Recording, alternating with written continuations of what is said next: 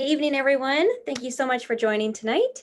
I'm Joss, the curator of the online exhibition entitled Being in Between Being, which includes a virtual event series and a catalog. As the penultimate event in the series, we'll be screening and discussing Gabrielle Civil's 2014 performance, Fugue da Montréal tonight. Being in Between Being showcases intermedia works by queer and women artists exploring aspects of identity related to in-betweenness. This concept is considered both in the context of medium and textuality, but also in terms of embodiment and ways of knowing or understanding. This virtual collection in particular is concerned with individual and collective techniques that assist in addressing interwoven modes of oppression, an address that can include resistance alongside rest, examination and creation, quiet dreams amidst bold celebrations. All exhibition artworks, event recordings, and catalog can be found at SUNY Buffalo's Lower Art Gallery website, and then I'll paste that link into the chat now for your convenience. The partnership and support, I thank the UB Department of Art and the James H. McNulty Chair of English. Without either, this exhibition and series would not have been possible. As mentioned in some of the promotional materials, tonight's event is meant to kick off the artist talk with Gabrielle Civil herself this Friday, which is also the final day of the exhibition and the last event in the series. Entitled Seances, Civil's talk will reflect on the themes of being in between being in her practice as a Black feminist performance artist. She will discuss her Fugue trilogy, which includes the performance we will screen tonight, along with the presence of Black diasporic ancestors and bloodlines. This talk is bound to be riveting, so I hope you're able to join this Friday. Like many things throughout the last year, this exhibition went through several revisions when in-person installation was halted.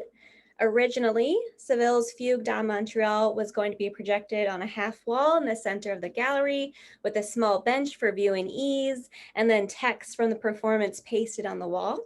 Civil's movements were then to be boldly reckoned with, confided in, admired, and her words were to be enveloping, guiding, releasing.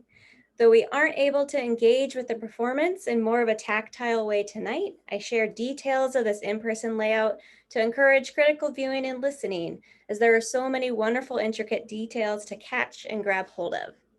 Fugue da Montréal is the last of a trilogy responding to diasporic grief and loss that was catalyzed by the 2010 earthquake in Haiti. Civil draws from her experiences as a Black diasporic subject, specifically an African Haitian American, to address tragedy that is both hers and not hers, and to question how rituals of return could become resources. Starting with 500 pounds of dirt, 4 suitcases and a shovel, the Fugue trilogy morphed into an activation of mirrors and cash register rolls in the Atlantic Ocean, then finally harnessed a 100-foot red extension cord in Montreal, which we'll see being used in tonight's performance. As Civil explains, activating these materials with my body allowed me to conjure trade routes, migration, and bloodlines. In performance, I move through my body into the world. Without further ado, I'll begin. Are there any questions before we start the screening? Okay. Yes, so there's a question about, will this be archived? All of the events are going to be archived on the website. So this recording will be loaded probably later this week or early next week. We've been pretty quick at getting them up. Yeah, other questions? All right, and we have Gabrielle here, so it's so exciting.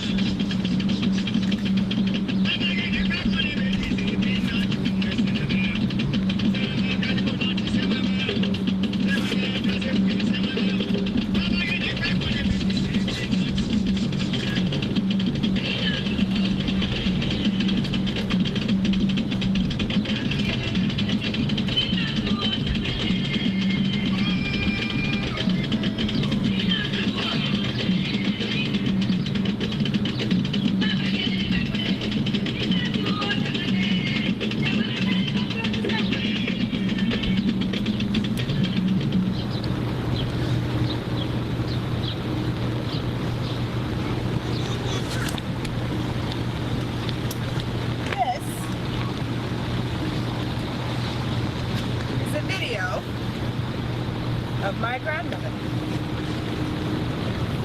Isn't she lovely? Oh, I don't think you can see her.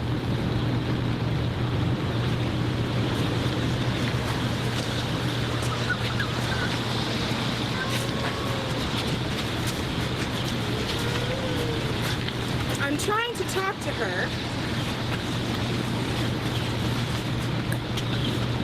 in her language.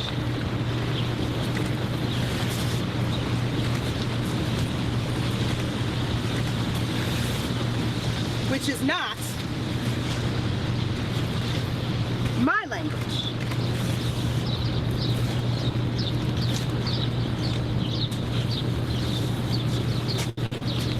Oh, diaspora.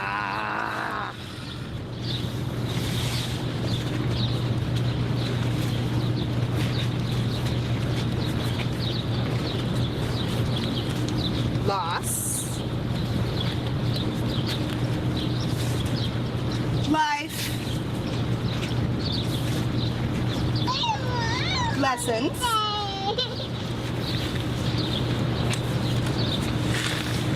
père,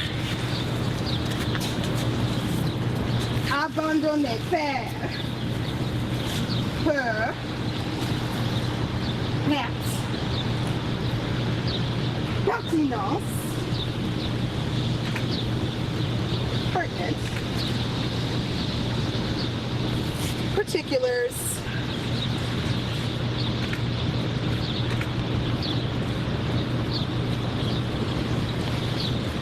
la mère, la grand-mère, the sea,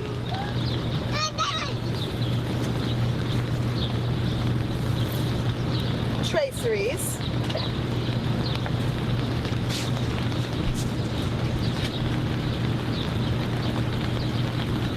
mirrors,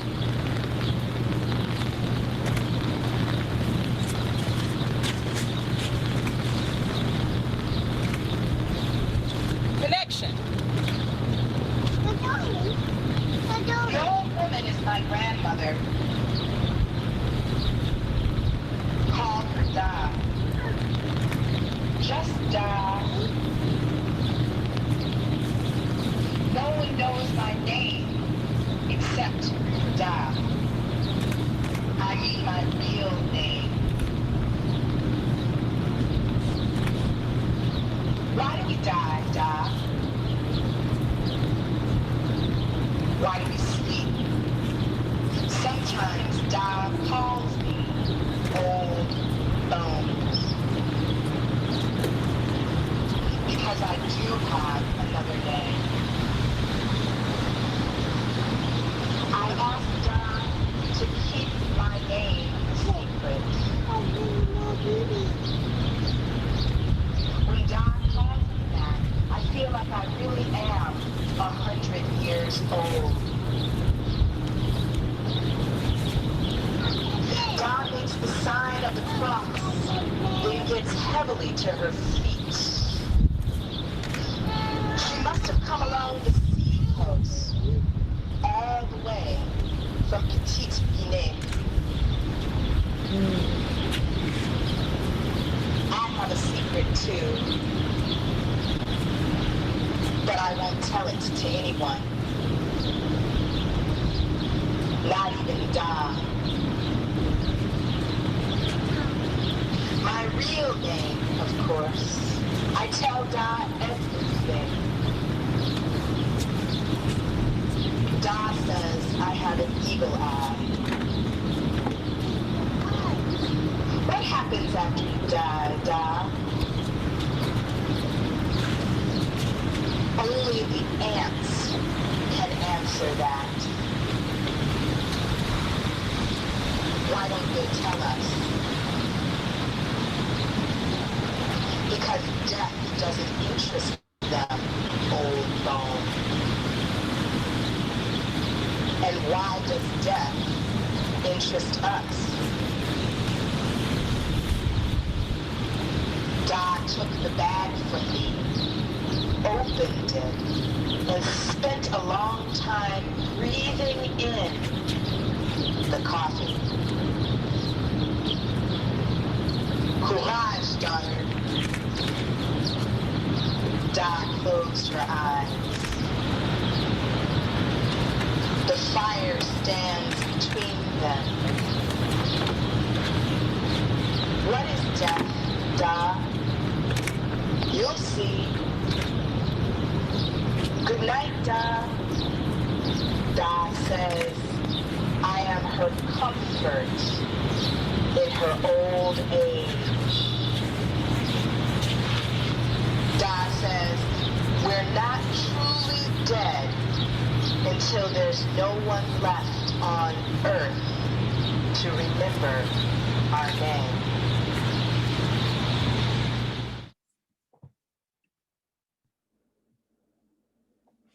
Great. Thank you so much, Gabrielle, for coming in with the file. Super appreciate that. And again, my apologies, everyone, for the inconvenience earlier. I thought it would be nice to, if anyone wants to kind of share general thoughts and reactions to the performance. And then I have a couple of questions to kick off if we preferred to go that route. But I'm curious, what did we take away? What were we gravitating towards, inspired by? Any of that good stuff. One of my particular questions is thinking about how this performance aids our work and thinking about tragedy, loss, and grief. And I don't know if anyone had kind of a resonance with that as well. If you don't want to share verbally, feel free to drop some thoughts in the chat.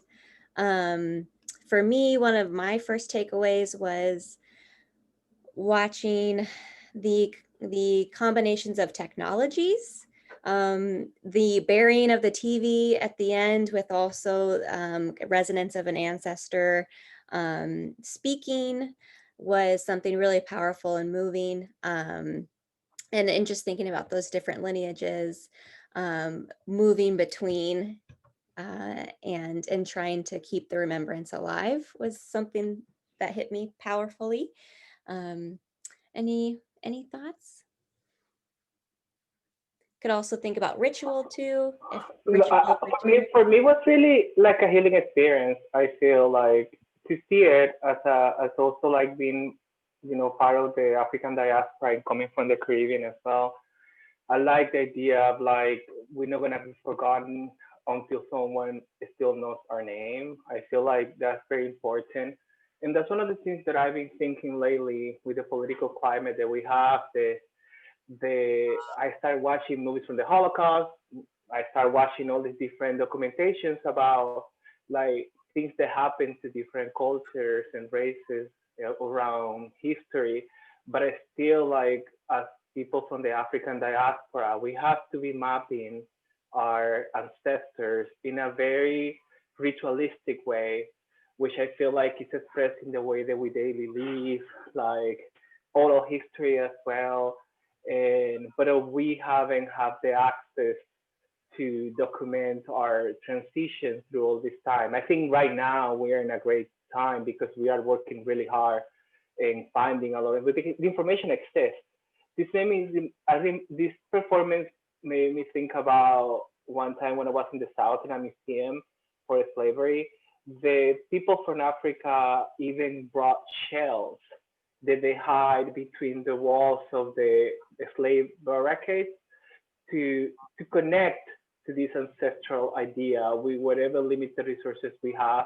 But at the same time, we have like, I say limited, but at the same time, I think it's limited because we are a daily expression of our ancestors in everything that we do and everything that we bring today. I like also the use of the technology, and I assume for the artists as well, like after you mentioned earlier about the Haitian earthquake and how traumatic that was, I think like we also bring a lot of trauma about how people of color are living in how still violence can affect like violence for nature. Like I think the way that we are living is not very different than the way that we were living and how like our political system and things are expressed around each other to protect us and to shelter us, which I definitely connect to that. And I just love it. I think it was very delicate and very sophisticated, and also acknowledging in a way we don't live in Africa, we don't live in the Caribbean, but it's still like bringing this history to educate people around us that come from the same African diaspora in North America, specifically in the case of the artist, that she comes from North America. Absolutely. Thank you so much. And that final comment makes me think of the earlier mentioning about mapping, right? And mapping not just literally in that geographic space. Just to give voice to some of our other comments in here. Tia, the carrying of the weight of ancestry was poignant, the act of keeping it alive with performance, but also the relaying of the message that it does not die in the artist's movements. I'm hearing the remembrance, saying the names, right? Echoing here. And Julia, watching it was stunning. The sounds of the ground moving, being touched, your body being grounded, circular sensory effects, and touching on the various ways which ancestry can be connected. Wonderful. I'm very curious with, and I know Eduardo, you touched on this a little bit, this idea of a ritual of return, components of ritual that we found helpful, comforting, healing, or maybe even inspirational. Things, and especially in your own lives, like what are maybe you trying to return to? What have you maybe ritualized? We've been living in such a crazy time that I'm constantly thinking about these resources and how we're healing ourselves and each other. So I'm very curious, ritual, return, if we have any thoughts on that. Yeah, Candace. Well, first, I just want to say thank you. I feel very privileged to be in this space and to be able to view this piece with Gabrielle, with you here. And I was kind of thinking about ritual and return. What an amazing experience to be able to see your reaction to the piece as we're watching it. And I think that has something to do with, like posterity and perpetuation and sort of, we're in this very disjointed world and fragmented and dismembered in a way, but yet I saw two of you at the same time, right? And so it really was like an impactful experience to have as an observer, even though we're in different parts of, I'm in Pittsburgh, so I don't imagine that we're very close to one another, but I felt close to you, and so that is, I hope that isn't disrespectful. I don't mean it to be, but there's a beauty in that.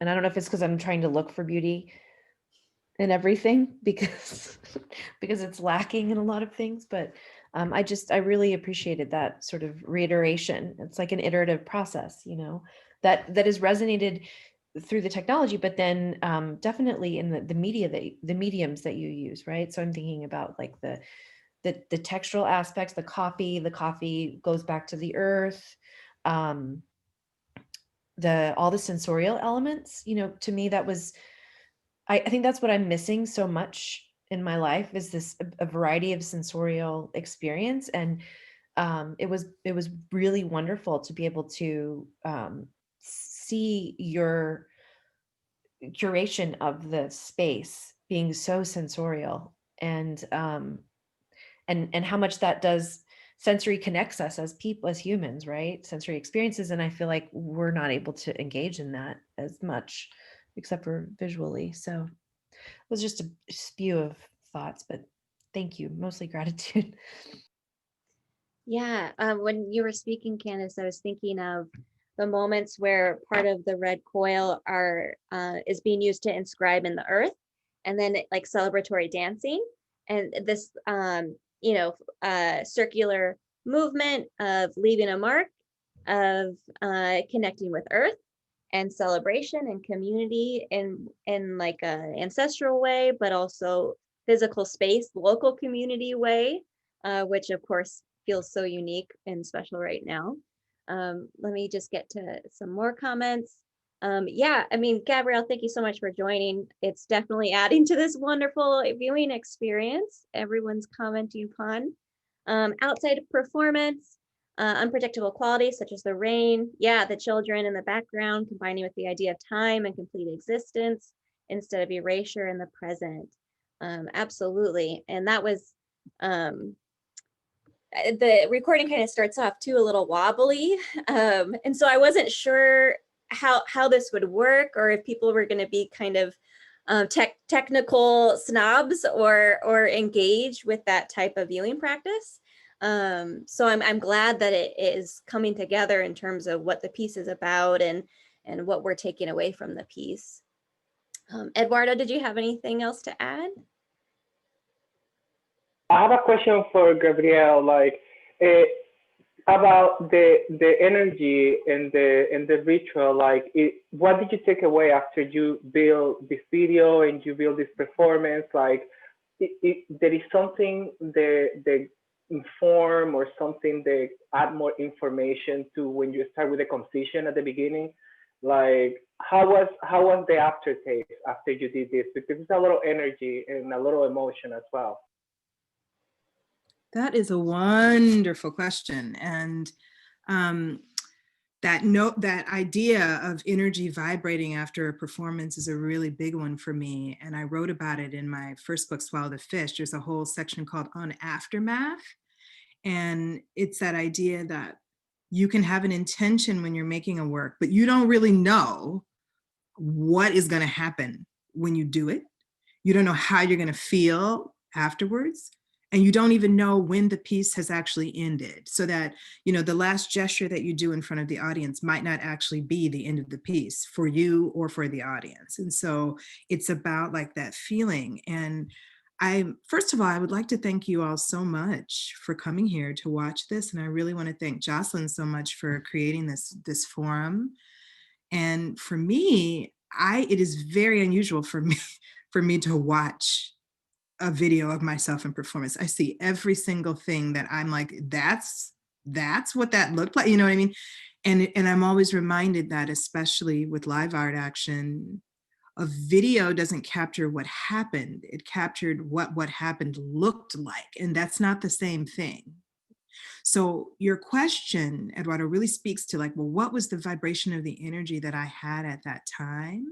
And also, this was a trip to watch this with you all, because I think what Candice, what you said, I'm so sensory deprived. And I remember, that dirt and the feel of that shell and that 100-foot long extension cord and that rain. It was pouring rain. And the part that wasn't dirt was so slippery. And I had this whole video that I had intended to play with real footage of my grandmother. And they had rented a generator for me to be able to play this video out in this public park. And the man I was working with said, Gabrielle, you do understand that if we try to play this video, everyone will be electrocuted, right? So I was like, well, okay, I'm going to take this cord and plug it into the earth. And I'm going to plug it into the shell, and I'm going to plug it into myself. So the way that I felt after the performance was plugged in. That's how I felt. I felt plugged in, and I felt initially, you can see like the camera was wobbly and I was a little wobbly because I was like, okay, this is not at all the way that I thought this performance was going. This wasn't how I imagined it. This wasn't the way that I, built it. I had gone to Montreal to do this thing. And then through the ritual, through the walking of those lines, through the touch of that earth, through all of it, I felt like I did go somewhere. Although, I look at it and I'm like, oof, I should have gone further. But, you always look at that. And yeah, so hopefully I answered your question. Thank you so much. And there's one in the chat, kind of similar, but maybe more specific emotionally, if you want to talk on that, especially during versus after. Sure. Well, that was such a bloodline performance. And that's what I really appreciated. I know, Eduardo, when you were talking about like, what does it mean to map diaspora? What does it mean to be a diaspora person? What does it mean? I mean, that was really, and January 12th. So now today is what, the 13th. So that was just yesterday. Yesterday was the 11th year anniversary of the that catastrophic earthquake in Haiti. So that was 11 years ago. And I remember that that was yesterday. And really reckoning with the fact that I felt such tremendous loss and grief, but then I wasn't sure if I was entitled to that feeling because I didn't live there and it didn't happen directly to me, but it felt on some level like something had happened to me because this thing had happened. And I knew people who had been displaced, who had been lost, who had been hurt, and it was massive in that part of my community. And so trying to reckon like, what is diaspora loss? What is diaspora grief? And then how does this particular instance relate? And this is something I'll expand on significantly in the talk on Friday, but how that's a kind of in between being in between deeply, sort of just in the state of having a diaspora sensibility. So whether it's like a member of an African diaspora, of a specifically Haitian diaspora, Caribbean diaspora, or there's all kinds of diasporas that we can talk about, right? And what belongs to you, what doesn't, how you feel like you're too much, you're not enough, you don't quite fit in, you feel it all, but it's really been an interesting kind of life trajectory for me. And a lot of my performance work, a lot of live art action is exploring that through the creation of ritual. And the specific emotions, to answer your question of that piece, that was the third in the trilogy. The first one was very raw, and I'll show images of that on Friday. And I mean, really, in terms of suitcases and dirt and charred things and the second one was a much broader expanse because I was in Accra, and then I was actually in the ocean, and it was about trying to grapple with or really come to some state of dissolution with the Middle Passage. So I was in the Atlantic Ocean. And then this now was much more specific about immigration and Montreal as a place where so many Haitians have migrated to, and where I went specifically at one point to connect. I'm trying to get more light in my house so you can see me. Specifically where I went to try to connect with a Haitian poet. So there's like a kind of literary foremother thing that I have going, as well as my actual grandmother who I lost. So I was feeling very plugged in to ancestor spirit, and also feeling very in a kind of elemental state because of this downpour of rain. Everyone else had an umbrella, but I didn't. You know what I mean? I was wet. And emotionally, I felt kind of wet or saturated or porous, open, full, charged. Yeah, and then I look at that now and I'm like, whoa. I still am thinking like, whoa, wow. That was me.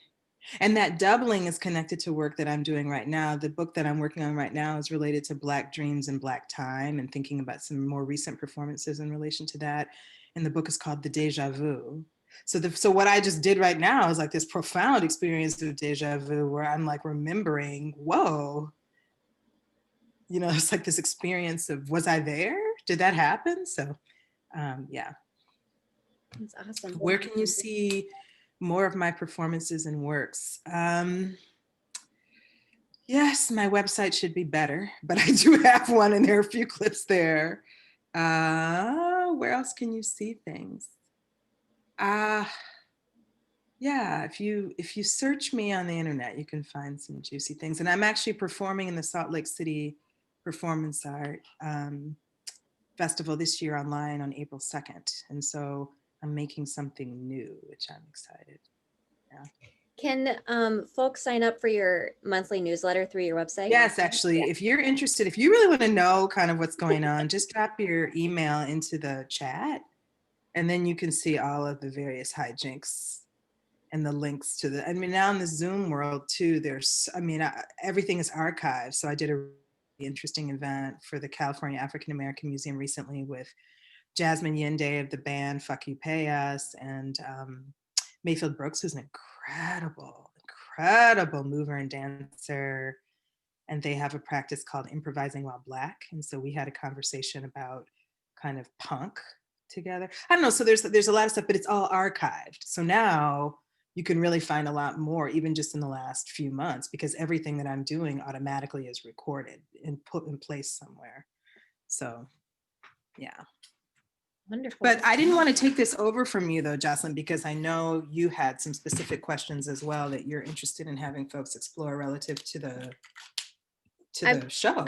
This is such a blessing in and of itself. So we kind of covered what I was really interested in. And actually one of the last things I was going to leave us with would be questions or topics that people would be interested in hearing more about on Friday. Yeah, so maybe that's we a can great the discussion question Q&A afterwards. So feel free.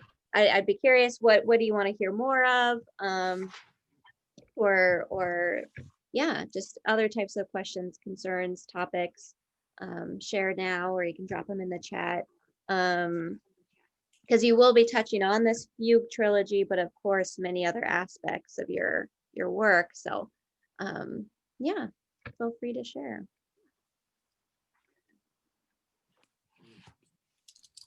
I have kind of a general question, which is, in this very isolated environment, how do you find the energy? Like, where do you derive the energy that you're getting for your for developing new performance pieces? It seems to me that, as a performance artist, so much of that is about the exchange of energies with other people. And I wondered if you found a way to charge yourself without being physically present with other people. Oof. That is an excellent question, because I mean, there was a whole lot of overeating that happened in the last few months, a lot of streaming, a lot of donuts. I mean, I wasn't even eating donuts, and all of a sudden, why am I eating donuts? But that's actually not, that's not the, well, you know what, but I don't want to shame whatever it is I had to do to get through, because it has been very hard. So I will say that I got very lucky in that I had the resources and capacity to be able to like go and quarantine and then see my family and have connection. And that really did re-energize me. It was really hard to kind of teach art making on Zoom when I couldn't be with people. And I found I really wanted to foster the space for my students. And then I felt very drained and didn't have anything coming back to me. It was really hard. So I just was really reading a lot of very cool things, going back to things like this, like Black women in film and video art. I mean, just, really finding, just remembering other periods or times when people were maybe more isolated or coming into their own, and just taking a lot of inspiration there. I find that dancing, just like turning on music and dancing in my room, has been very energizing. I find that trying to connect with other performance makers, art makers, and just do goofy experiments on the platform.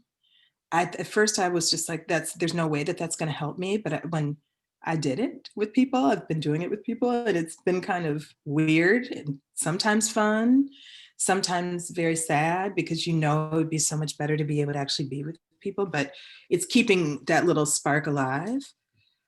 It's hard. It's really hard. But I find that like this, even this kind of form, I feel very inspired, and I feel like that helps me remember, like, oh, right, I am an art maker, and just the idea that you all would find some value in that work, that's very meaningful to me. It really means a lot. And so, I mean, with that in mind, I remember seeing Julia's presentation and loving it. And I don't know, I just think being able to tell people as well when their work is meaningful is really helpful, because that's a thing that can actually help keep them going. So I hope that made sense. Yeah, that was wonderful. Thank you so much. Anyone else? And this could be for Friday as well. Something to keep thinking about. All right. Well, I want to honor everyone's time. Thank you so much for coming, and I hope you're able to join on Friday. It's going to be fantastic. And again, thank you so much, Gabrielle, for joining tonight. Wonderful surprise, especially with the text, helping me out. That was wonderful. Really appreciate it. Take care, be well, and see you all Friday, hopefully. Thanks, everyone. Thank you so much.